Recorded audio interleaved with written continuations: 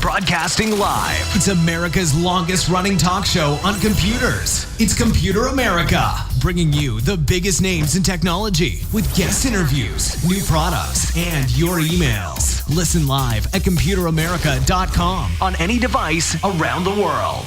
Email the show at live@computeramerica.com or find us on social media. Be sure to check out our website for contests, giveaways, show notes, live video stream, podcasts, and more. You're listening to Computer America.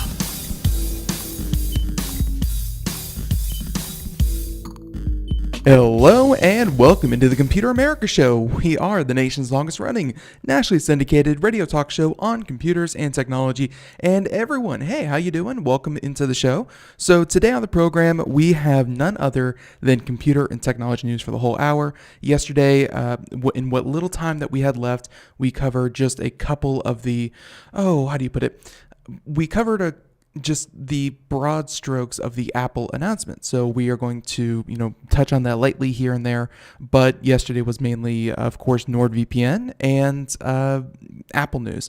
So if you want to check that out, feel free. Anywhere podcasts are heard, you can check out yesterday's show. But on top of that, of course, today will be dedicated to everyone else who isn't Apple. And so we have a lot of great stories that are coming up. But before we get to those, a couple of things, including computeramerica.com. That's where you'll learn everything, including the just everything from the articles to any videos that we show. Anything that we mention here on today's program will be in the show notes after the show. Also, be sure to check out the articles. We have a new LoomCube Air. There we go. Review coming up. And by the way, if you want to hear about that company, this Friday, they are actually going to be coming on the show if everything goes according to plan, and we're going to get that interview out there for all of you. So check that out later this week. But with that being said, everyone, thank you for joining us. However you are listening to us, be that on IRN, be that on the podcast, be that on the video portion, folks, thank you so much.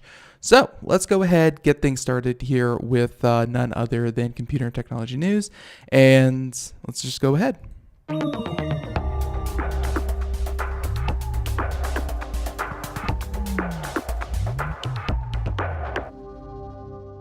All right, everyone. So our first story that we're going to do today, and this is one that actually came out like a day or so ago, but we didn't get a chance to report on it, and I would be so remiss if I didn't get to. So this was a story that, it's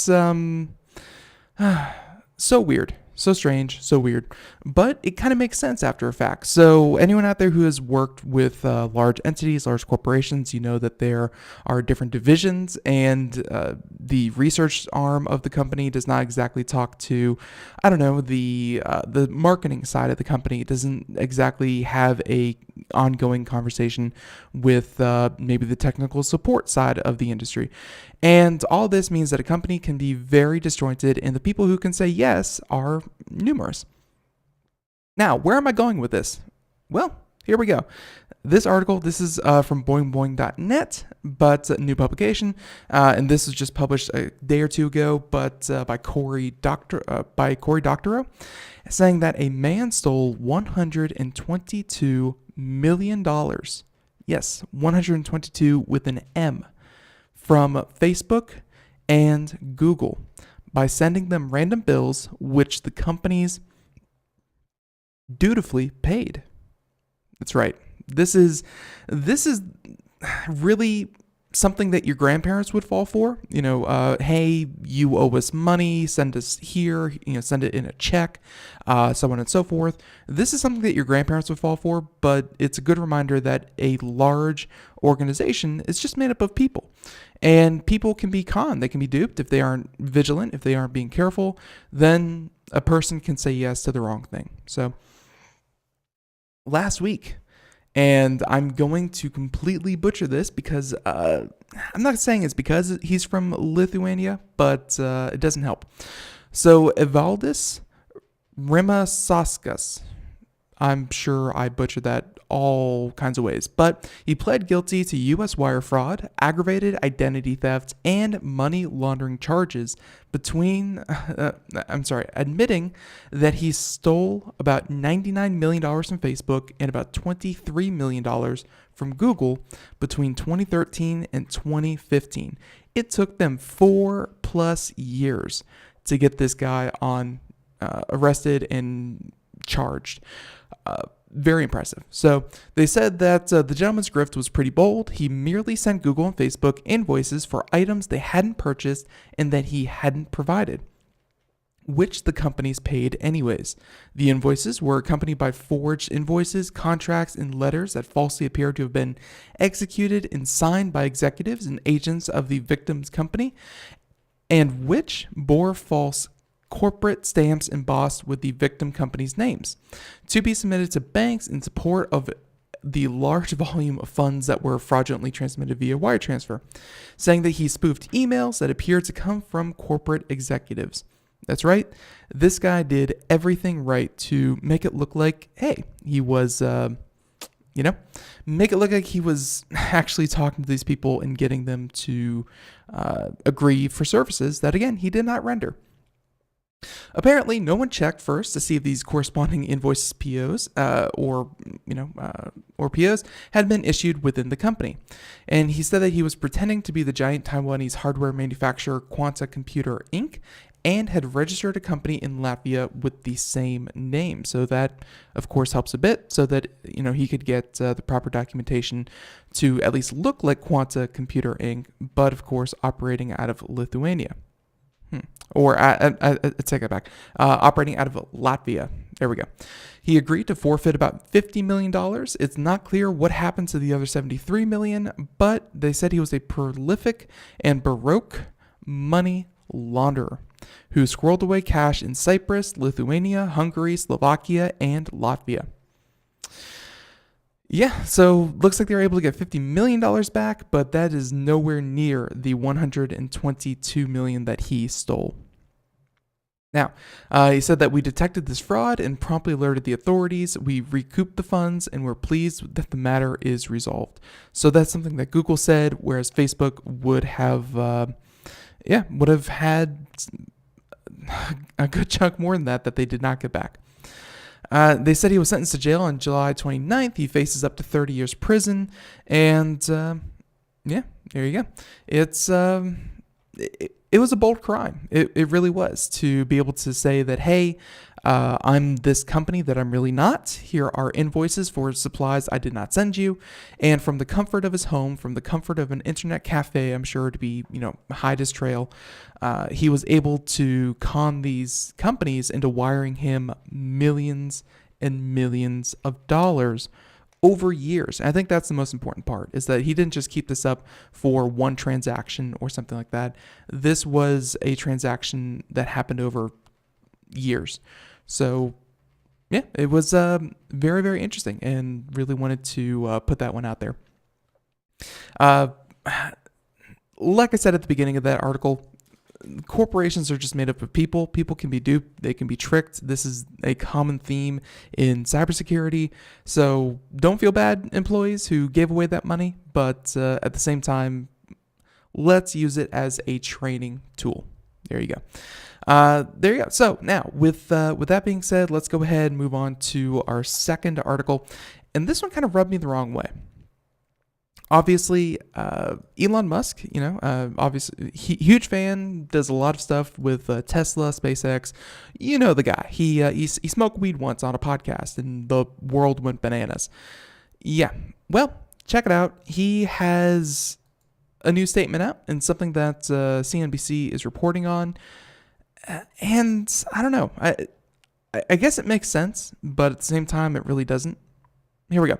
So this is by CNBC. Make it. This is Elon Musk. Mark my words. And this is a quote from Elon Musk. Elon Musk, quote, "Mark my words, AI is far more dangerous than nukes," end quote.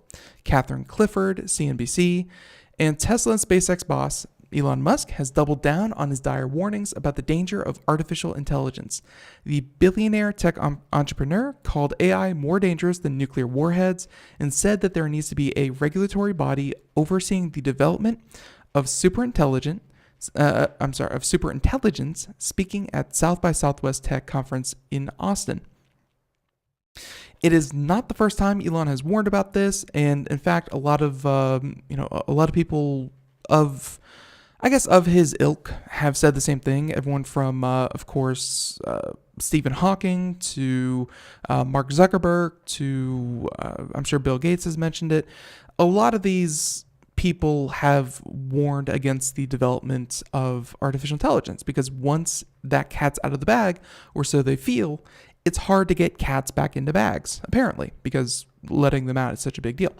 But some have called his tough talk fear-mongering. Actually, I take it back. Mark Zuckerberg said Musk's doomsday AI scenario are unnecessary and pretty irresponsible. And Harvard professor Steven Pinker also recently criticized Musk's tactics. Musk, however, is resolute, calling those who push against his warnings fools at South by Southwest. Yes, those fools, those disagreeable, don't agree with me fools. There you go.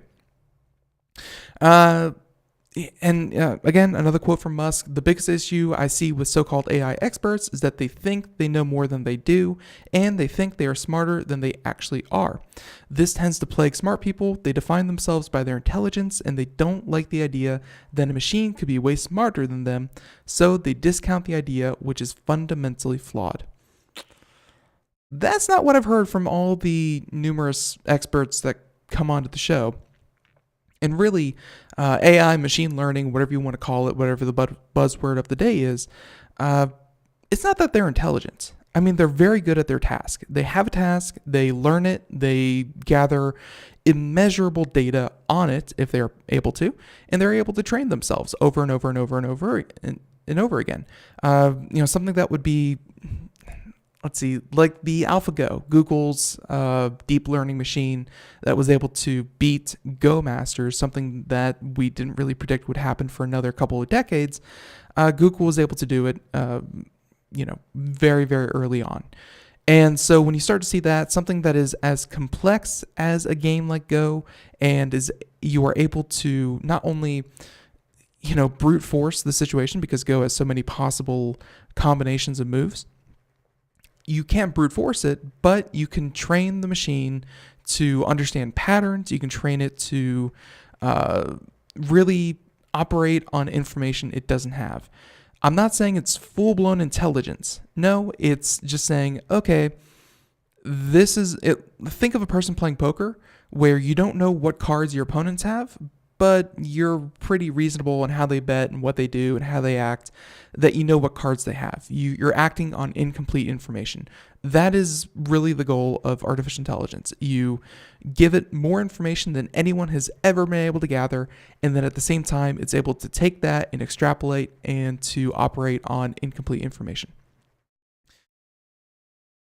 AI is going to continue to develop, but doomsday AI, like Elon Musk seems to be pointing out, is nowhere near fruition. Maybe in decades and decades and decades, but what we're currently looking at is really, and really in a lot of applications, isn't even something you should be calling AI, but rather machine learning and just an algorithm that is good at what it does. So it's not really intelligence as much as it is a really well-programmed routine. Okay, so based on his knowledge of machine intelligence and its development, Musk believes that this is a reason to be worried. Another quote, "I am really quite close. I am very close to the cutting edge in AI, and it scares the heck out of me.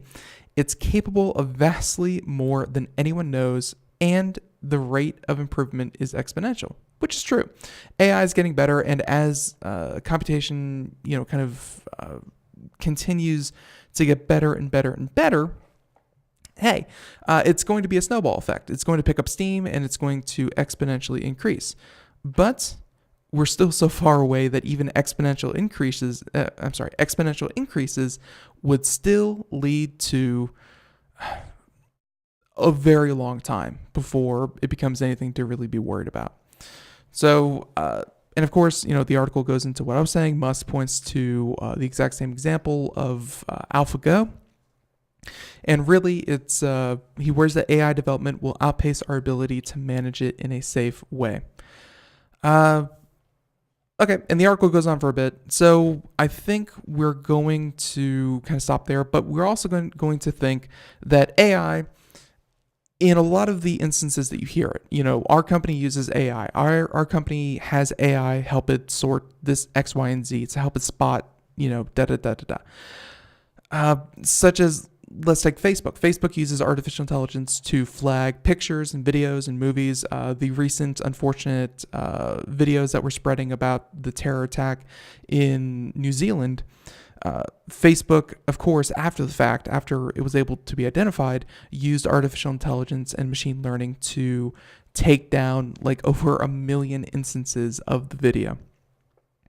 It's good, but it's not great. It still has a long way to go. So I feel like a nuke can blow you up today. I feel like a nuke, and actually a bunch of nukes, which we fortunately have or unfortunately have, a bunch of nukes can end everything. Artificial intelligence today, not so much. It's really more of a marketing tool. But he's right to be concerned. It's just the timetable on which he's concerned really feels off to me. But hey, that's nothing new for Elon Musk. He's the guy who said that we're going to be able to have fully self-driving cars by 2019. And by the way, it's 2019, and we only see it in spotted places. He's the guy who said that we can bring out every Tesla model about 3 years before it actually hits the road. His timetable is a bit more advanced than everyone else's. So I get it, but at the same time, I think it is also irresponsible because artificial intelligence, as it stands, is a very powerful tool, but it's just that. It's a tool. It's not really a danger. So, okay, there you go. There's that one. And we're going to go ahead and move on to the next topic. This is probably the biggest story of the day, and I didn't really want to wade into it too quickly because I'm still pretty vague on what it actually is. And now I can safely say I know how the rest of the world felt when it came to net neutrality and when it came to all these different acronyms which are currently escaping my mind. But now EU, the European Union, Parliament approves controversial copyright reform. This is something that fair use and creative people have been really trying to rally against. And now, well, hey, upload filters are now a thing in the European Union. And of course, the way that the European Union works, why this matters, anyone who does business in the European Union, which is really one of the largest markets in the world, even I think as a whole, on par or above the United States. So you can tell it's really powerful. But anyone who does business in the EU, if they don't follow the rules, they get kicked out, which economically speaking is disastrous. So you have to. This affects companies here in America and, of course, all over the world. Now, EU Parliament approves controversial copyright reform. Lawmakers have backed a preliminary deal on a controversial new EU copyright law, which will force the likes of Google and YouTube, although technically same company, to pay publishers for using their work. Critics fear for the freedom of the internet. We'll certainly see.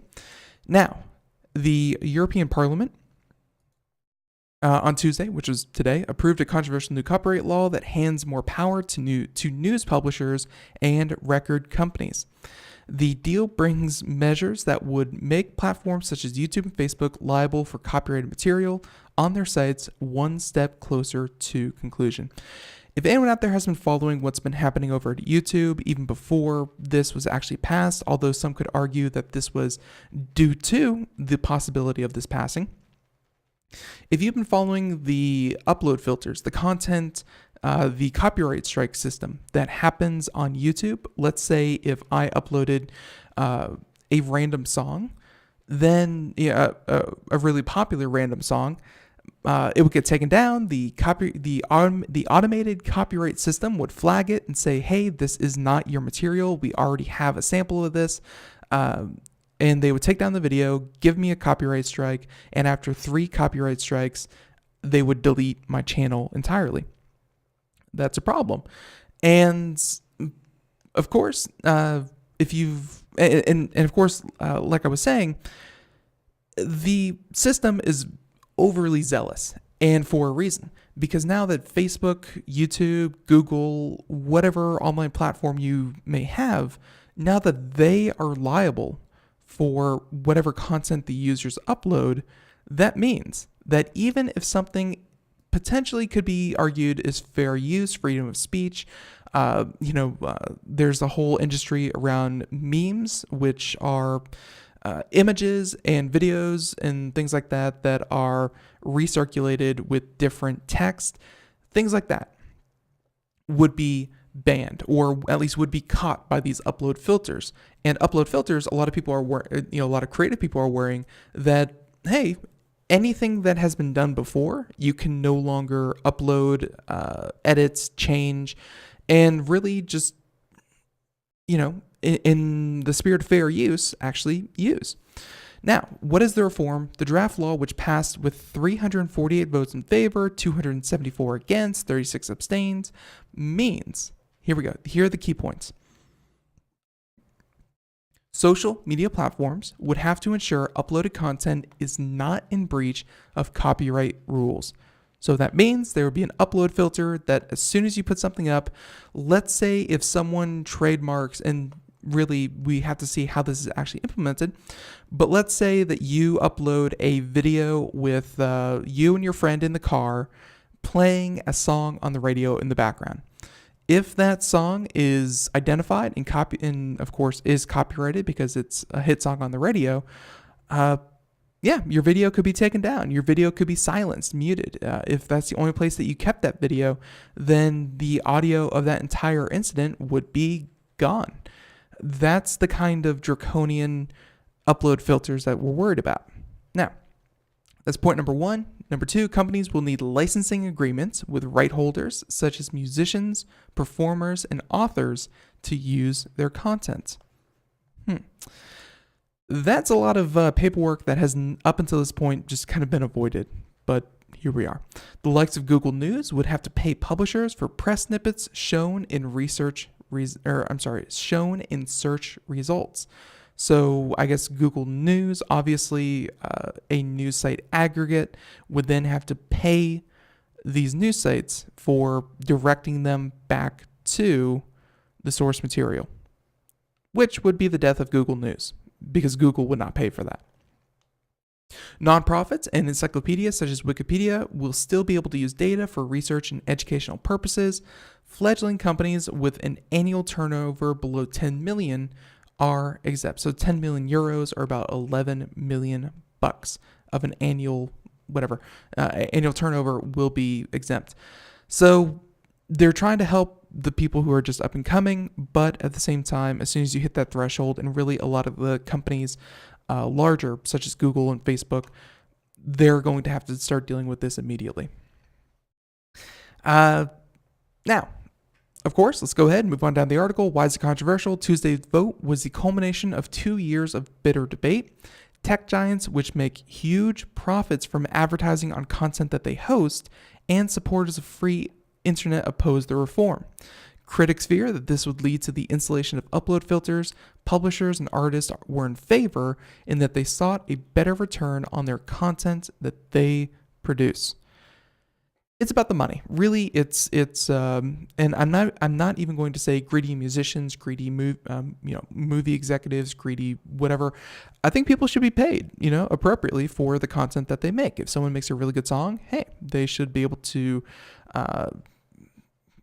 really control the flow of that information and do that kind of thing. But it's very opposed to the very nature of the internet, which is this open exchange of information that once it's out there, if it has merit, it disseminates very quickly.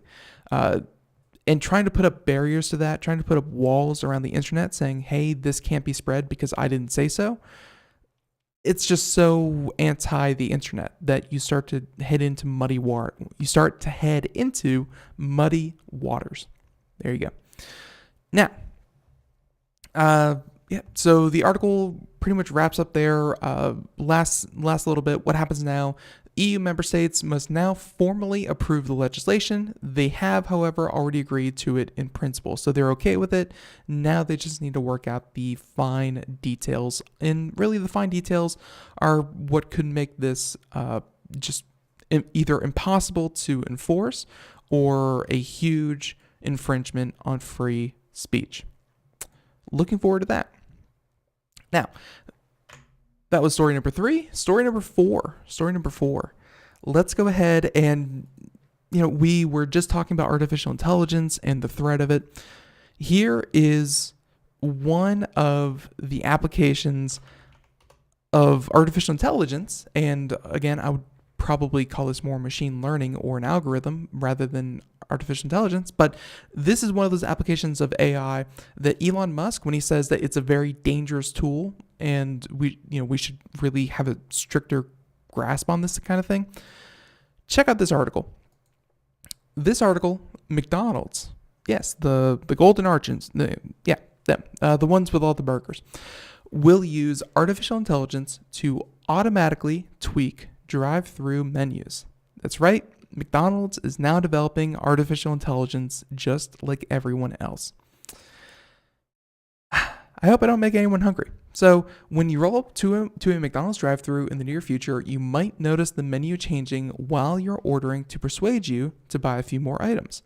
The fast food giant is buying machine learning startup Dynamic Yield for a reported $300 million. That's right, a machine learning startup for $300 million. That is such a bad investment. But I guess it saves McDonald's from having to create the corporate structure for that whole entity. But I digress. And first stop for the company's AI is the drive-through window. Yeah, the system will look at factors such as weather, time, local events, and traffic levels at the restaurant and nearby roads, historical sales data, current popular items, and even what you're ordering to optimize optimize the menu display at the drive-through window. It might, for instance, promote a McFlurry or iced coffees on hot days, or suggest simpler items that are faster for employees to prepare if there's a long time. See, that I actually like. That's actually pretty cool, because obviously if it's 95 degrees out, you don't want a hot coffee, or at least you shouldn't. But yeah, and of course, if there's just tons and tons of people, maybe they get you to order a burrito instead of actually a burger. Now, McDonald's has tested the AI system. Assessed the AI system at several restaurants last year, and Executive Vice President and Global Chief Information Officer Daniel Henry told Wired he expects more than 1,000 locations will be using it within the next 3 months. Again, 3 months. 1/14. So, what is that, 7%? 1/14 of 8%. Yeah, let's call it 8%. 8% of the stores will be using it within 3 months, and I bet the rest will follow within about a year. McDonald's also plans to add the AI to self-order kiosk and its mobile app, and perhaps other parts of the business, such as kitchens. Data. The more data that McDonald's is able to gobble up, hey, that leads to, you gobbling up more McDonald's. Dynamic Yield will operate as an independent company. Its current clients include IKEA, Sephora, and Urban Outfitters. Okay, that makes sense. So 300 million, just for a random startup didn't make a lot of sense. But if they're already producing artificial intelligence for IKEA, Sephora, and Urban Outfitters, that makes sense. The potential applications, yeah, there we go. So the potential applications at its new parent company are particularly intriguing. For instance, Henry said that the company may eventually use license plate recognition as part of the system. As in, hey, that's Ben's license plate. Ben orders, really, I like the spicy chicken wrap. Ben orders the spicy chicken wrap. So by his license plate, let's throw up his regulars right there in the middle of the screen. Convenient, a little, think targeted advertising, but to an even greater extreme. Like, it's not just cookies, it's that you've eaten cookies at McDonald's before. Scary future, but hey, a future we're heading into nonetheless. Everyone, thank you so much for joining us here. And of course, we are going to go to commercial break. We'll be right back. More Computer America right after this. Greece is cheap. But the airfare costs a fortune. Paris? Not much closer, and again, airfare... What about Puerto Vallarta? Let's face it, flying anywhere is just too expensive. Wait, what's this? Low-cost airlines. With one call to low-cost airlines, you'll drastically slash your travel costs. We're talking insanely low airline prices to any of your favorite destinations. Where would you like to go? London, Rome, Costa Rica, Australia? Wow, that's cheap. So why wait? Call now to learn how crazy cheap it is to fly anywhere in the U.S. or international. Our prices are so low, we can't publish them. The only way to get them is to call to instantly hear the most amazing best deals on airline travel. It's that easy. So call now and start packing. 800-215-4461. 800-215-4461. 800-215-4461. That's 800-215-4461. We are all Brother Wolf. 10 years ago, a group of locals banded together to create positive change. We took animals into our homes, held adoption events at local retailers, and talked to the community about our mission to help build a no-kill Asheville. A decade later, we have achieved so many victories for animals in need. There's been so much progress, yet there's still so much to do. As part of our year-long celebration, we encourage you to become a member of our special Compassionate Circle program. With a monthly donation of $10 or more, you will have behind-the-scenes access to the work we are doing at Brother Wolf. Our goal is to reach 1,000 members because we receive no government funding. Working together, we can help build and sustain no-kill communities. Learn more at compassionatecircle.bwar.org. We are a 501c3 tax-deductible organization.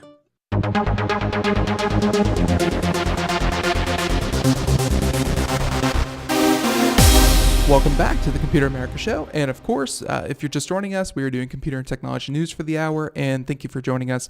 If you missed any part of the conversation so far, we just covered Article 13 over in the EU. We've covered everything from Elon Musk at South by Southwest to a gentleman who stole about $122 million from Facebook and Google. If you want to check out those stories, wherever podcasts are heard, check out Computer America, search us, and we should pop right up. And there you go. Okay, so yeah, we're just wrapping up this article about McDonald's, and actually just had a good thought thanks to the chatters in the chat room. Thank you, folks. That's, hey, what if they decide that, and this is perfectly reasonable for different areas, you know, if you're in a better part of town, maybe, or rent costs more, or taxes cost more, items on the menu are going to cost more. You know, in one place, it may be 99 cents, and at another franchise, it may be $1.29. What if at some point this machine learning, this artificial intelligence that McDonald's will be employing, decides that in real time, this location, or, you know, we have tourists coming through, or we know that this event is happening nearby. What if they decide to actively and dynamically change the prices on the menu as time goes on? You know, if they decide that my license plate that they're able to identify would, you know, is just as likely to buy the chicken McNuggets if they were 30 cents more, will they do that? Will they change prices based on who's actually paying for them? So yeah, there's a lot to worry about here. And at the same time, what happens at McDonald's, They may have the capital, they may have the resources to move around and do this quicker than other companies, but this is not going to be the only place you see it. If it works for McDonald's and you see their stock price just take off, other companies will take note, other fast food locations, other chains, and this will be commonplace. This will be the standard. So there you go. Yeah, exactly. And I was saying license plate. What about the make of your car? So absolutely. There you go. So with that being said, that's that article. Let's go ahead and move on to the next one. We have a couple here, and let's discuss. I have a couple here. Let's talk about Arkansas and the definition of legislation that probably won't do anything, but it will make you feel better. Here we go. Now, this is of course, Arkansas legislature advances a bill to charge robocallers with a felony. That's right, robocallers. I just received like 2 or 3 this morning. Robocallers are the bane of my existence, but they're here. It seems like they're impossible to get rid of. But what happens when you finally catch one?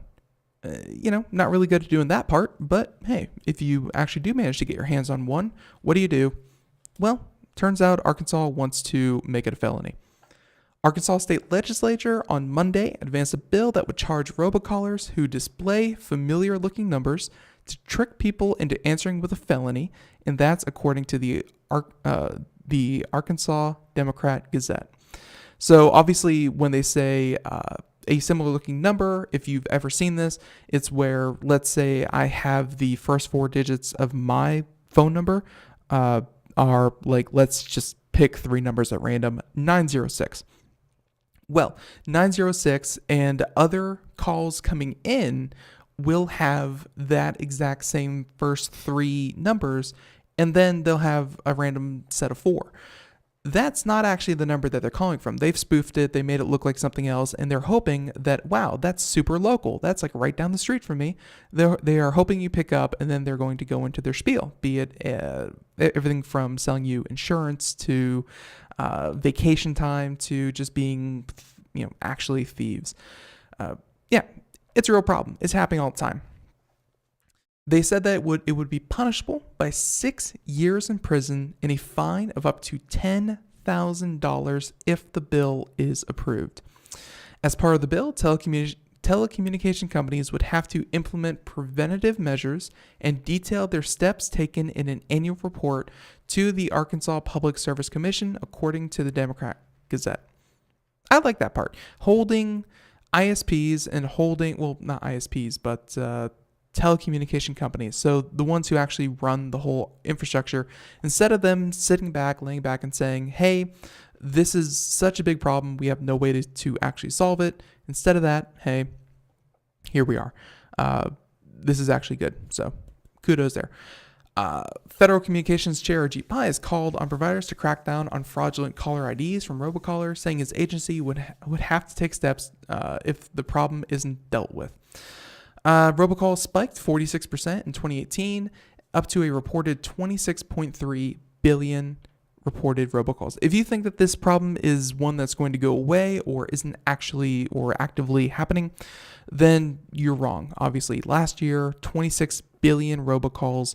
It cost nothing for these companies to do robocalls, and if even just a few people a day are tricked, conned, or scammed into giving over your banking information or any other information, it's completely worth it. So it's low risk, high reward, and well, now they're trying to up the risk a little bit. Of course, the problem here, just to throw a little bit of water on this, the reason at the very beginning I said that this really doesn't matter is because a lot of robocalls are based out of the country, and actually getting jurisdiction and getting the ability to, arrest them is really hard. So, and actually more to that point, this was an article yesterday. We're not going to include it in the show notes or anything like that, but an article we didn't do yesterday was that the FBI had taken down like a dozen hackers for hire where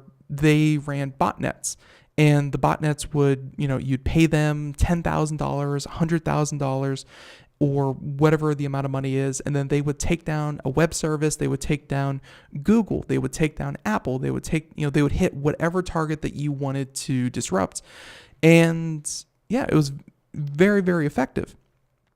They said that after the FBI took down about a dozen of the domains that were, registered for these kinds of activities, I think they said that the amount of fraudulent traffic, or at least traffic from these botnets, reduced by like 86% after only like a dozen people were arrested, or a dozen domains were confiscated.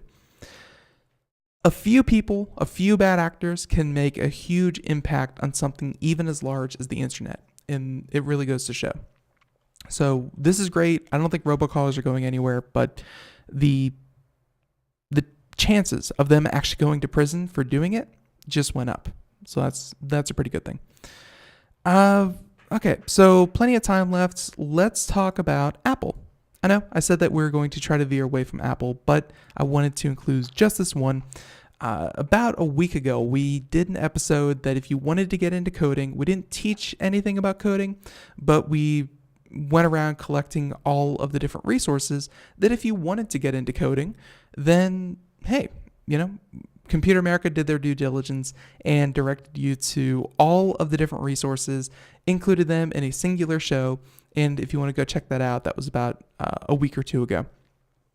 But now, this next article, this is from TechCrunch and Apple.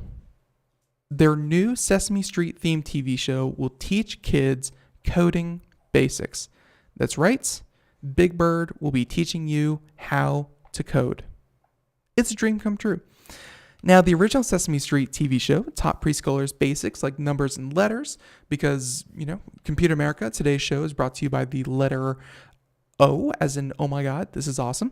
But Apple's new Sesame Street themed show will instead focus on teaching kids coding basics.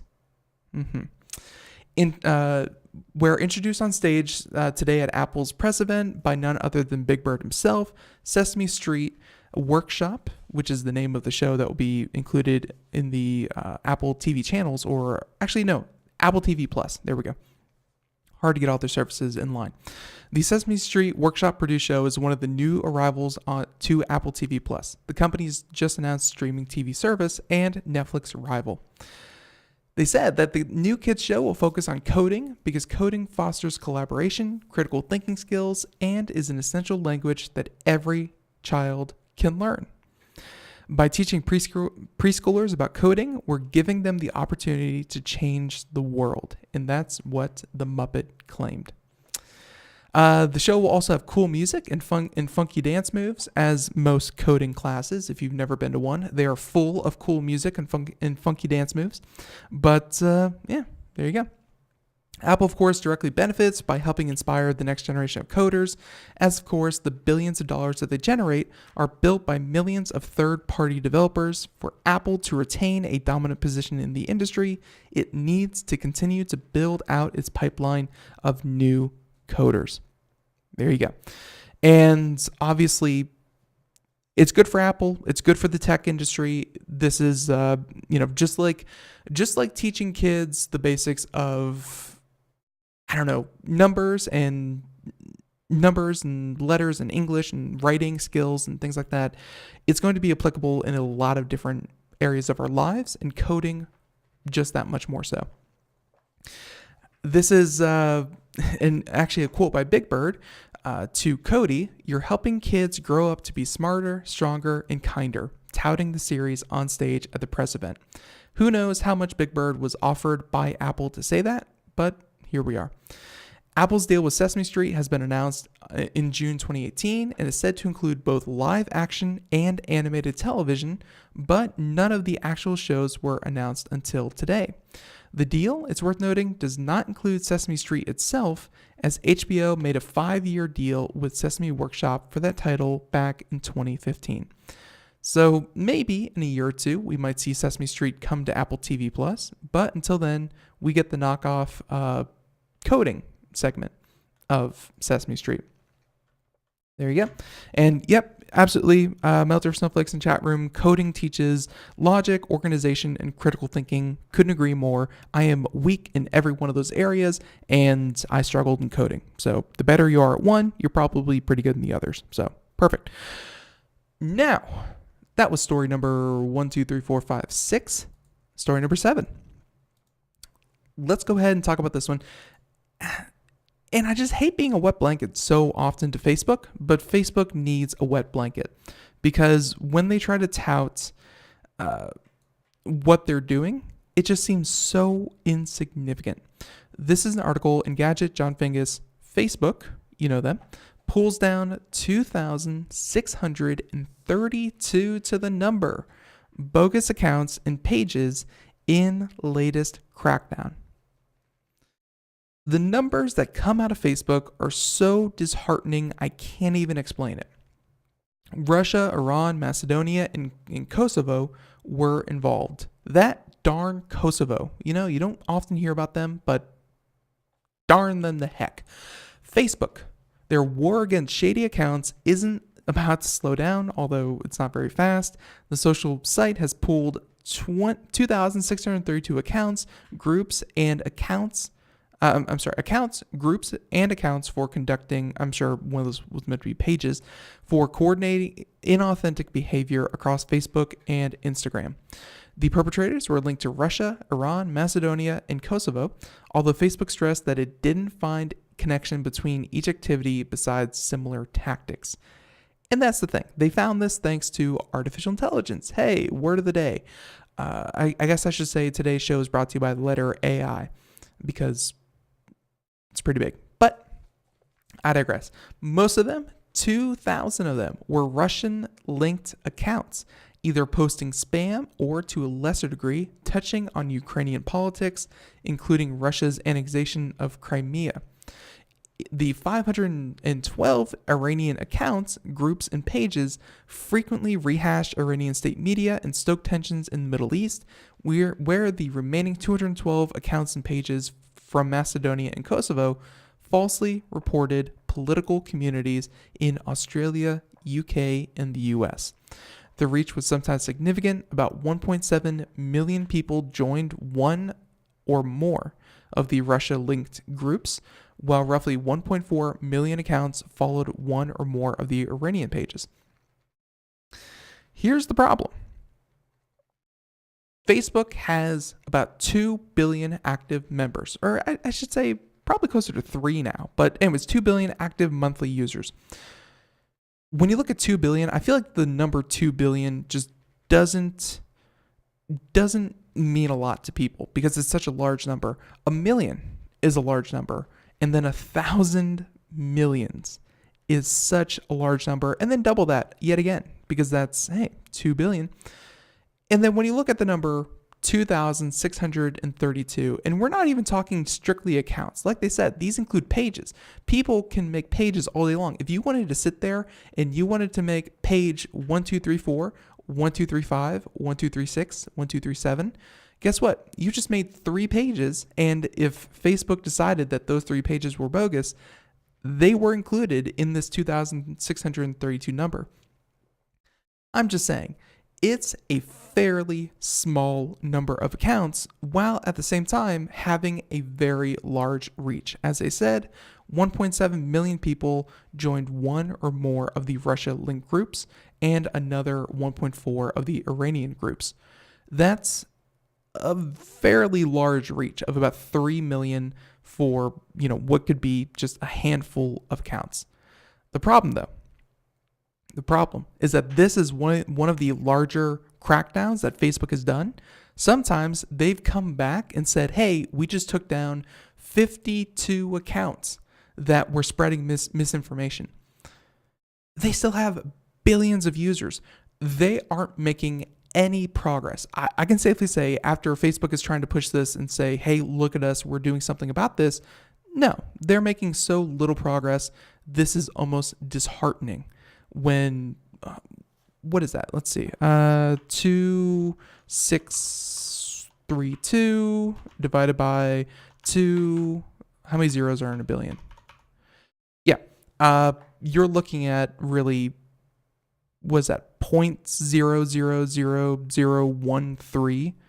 Like think 6 zeros. So 0.6013% of the population. And I guarantee you the bot number is a lot worse than what they actually advertise. So, and this goes for Twitter and all social media, but it's something. So I guess kudos for doing something, just really not enough Facebook, nowhere near. Okay, story number 8. There we go. Just had to make sure. Story number 8. Let's go ahead and talk about a Lamborghini. Because I know that all of you, Mother's Day is coming up here shortly, in a couple of months. Father's Day, a month or two after that. You're looking for presents. You're thinking of ideas, something, just something to get. Well, here we go. Lamborghini. Now, hear me out. You should probably get one. Here we go. So this is the Lamborghini Spider. This is the latest Hurricane. Is a supercar with a supercomputer. Over the past few decades, technology has made vehicles safer and easier to drive. Anti-lock brakes, traction control, torque vectoring, and other bits of tech keep cars on the road instead of flying into a ditch when things get hairy. It's why newer cars typically handle corners better than older. That's right, just technology is making cars better. But here's where we're interested. At Lamborghini, they've taken things further with their new Lamborghini Dinamica Vicolo Integrata, or LDVI system. I'm sure that's Italian for something that I do not understand. The engine control unit takes data from the entire car and uses it to adjust how the new Hurricane Evo Spider drives in real time. Actually, in less than 20 milliseconds, which is pretty darn good. They said that, but that's about as close as you can get to real time. Cars have been doing some form of this for a while, but the Italian automaker needs to be able to do this at incredible speeds and environments than your typical sedan or SUV doesn't encounter. Because that's right, a mom van or a soccer van heading down the road at 45 miles an hour, that's one thing, but an actual Lamborghini that's maybe on a racetrack somewhere, pulling 150, 160 miles an hour, yeah, that's something much, much different. So, with that being said, with this technology, Lamborghini is able to take the raw power of an all-wheel drive supercar with a V10 engine and 630 horsepower, oh my God, and tame it just enough so your average driver, who can, of course, afford the $290,000 price tag, good Lord, can enjoy themselves behind the wheel of an all-wheel steering vehicle without, flying into a ditch. So, with that being said, they have a video here how they're doing it and how they're, how they're doing, what they're doing, that kind of thing. We'll include it in the show notes. It's a fairly detailed write-up, but let's go ahead, skip on down to the end. They said that Lamborghini is known for large engines, intense growls, striking design, and bank-busting prices, but the reality is that all the power would be useless if the drivers couldn't control the car.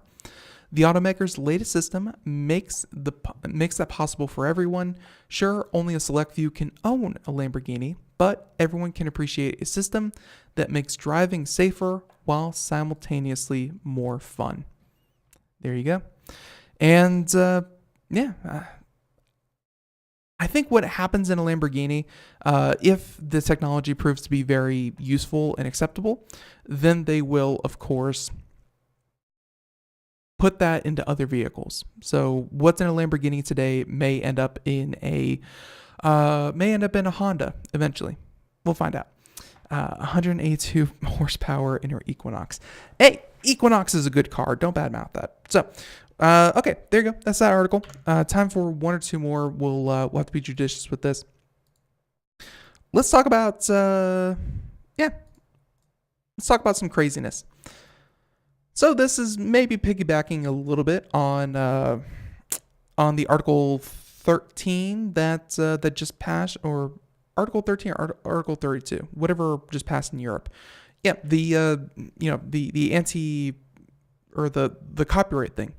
Well, anyways, here we go. Music labels sue Charter, complain that high internet speeds fuel piracy. That's right. The fact that your internet service provider, the one providing you internet and services, the one that who's really, in my mind, the only job that they have, the only job that these people have when I give them my money is to give me faster internet, more stable internet, and more accessible internet. That is what my money goes to. And when they actually do that one job, the music industry is coming and suing these companies. I don't get it. But here we go. Sony, Universal, Warner claim that Charter refuses to kick music pirates off the network. They said that the music industry is suing Charter Communications, claiming that the cable internet provider profits from music piracy by failing to terminate the account of subscribers who illegally download copyrighted songs. The lawsuit also complains that Charter helps its subscribers pirate music by selling packages with higher internet speeds. That's right, they are helping pirates by selling packages with higher internet speeds. Think of that craziness. Could you imagine if the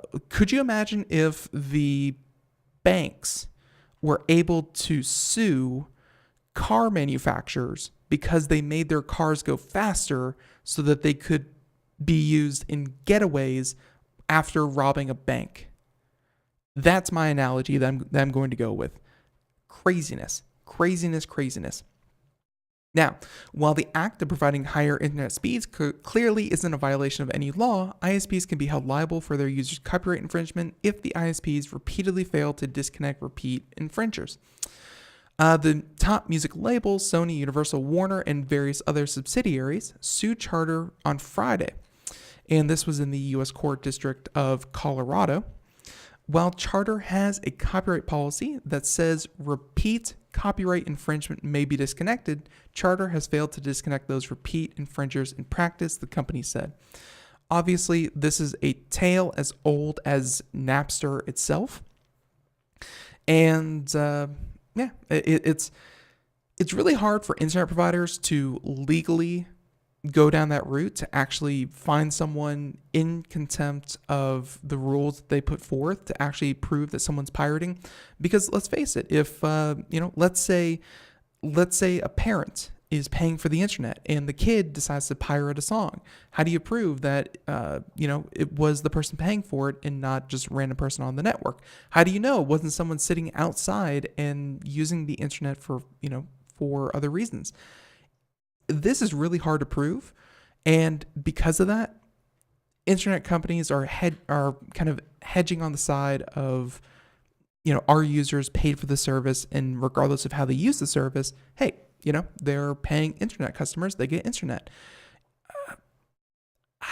This whole thing just so rubbed me the wrong way, and really this part, lawsuit, high speeds enabled piracy. They have a quote here: many of Charter's customers are motivated to subscribe to the Charter service because it allows them to download music and other copyrighted material as efficiently as possible.